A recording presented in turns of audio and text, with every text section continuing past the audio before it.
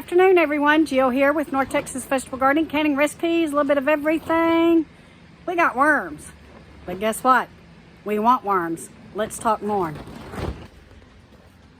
So are y'all paying attention to the news?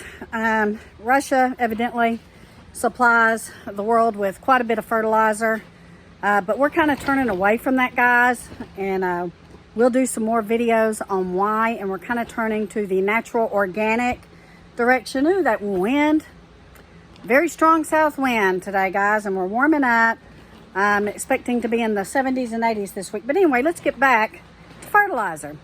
So we've started ourselves a little worm bin. It's not the perfect worm bin. It's not the ideal worm bin, and we are going to hone our skills on making us a better worm bin. But check out this video of our worms.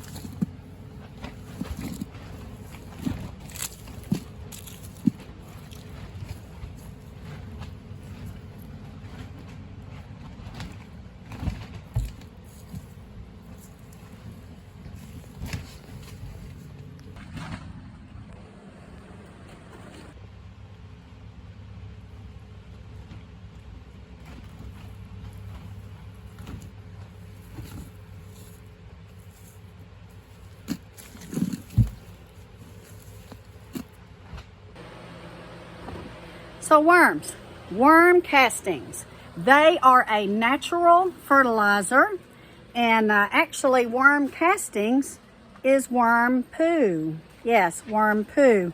So they've not really been able to figure out the exact science of worm poo and how when the worms eat your garden scraps, they process a rich, nutrient-rich fertilizer. And what we'll be using that for is in our garden and for our transplants to help get them started and to help make them a little bit more insect resistant. We are really working hard this year on our soil, guys, because we really feel like that may be the basis of many of our insect problems. And as we learn, and we are always learning, and things are always evolving for us, so we are excited to go ahead and try this worm thing. So Greg ordered some red wigglers, and we have been feeding them throughout the winter, and I can't wait to dig in to more of that fertilizer. But as far as what you need to feed your worms, it really needs to be just kitchen scraps. Don't put your grass clippings or your weeds or anything like that in there. So we put like our tomato, our leftover tomatoes, or potato skins, cabbage, lettuces. It does take them a little bit of time to work through it, depending on how bulky it is. So try to make it as fine as you can. We also put our eggshells in there, and we are looking forward to getting a heaping, helping bucket of worm castings. Now, if you go buy them, and you can go buy worm castings, which is worm poo. It's highly expensive, guys. I mean, like $40 or $50 a bag, because it's that good of stuff.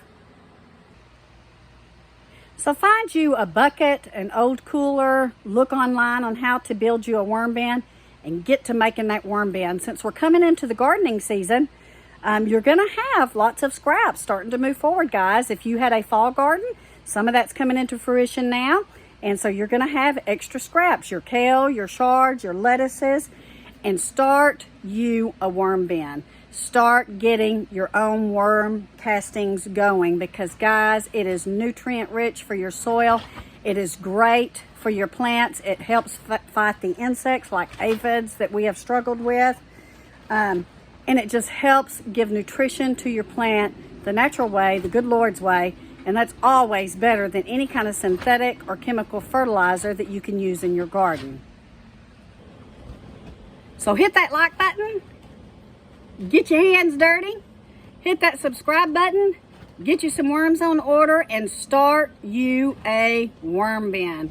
You can't go wrong with Mother Nature and what the good Lord gave us. Take care, God bless, have a wonderful day. We'll be in touch with more.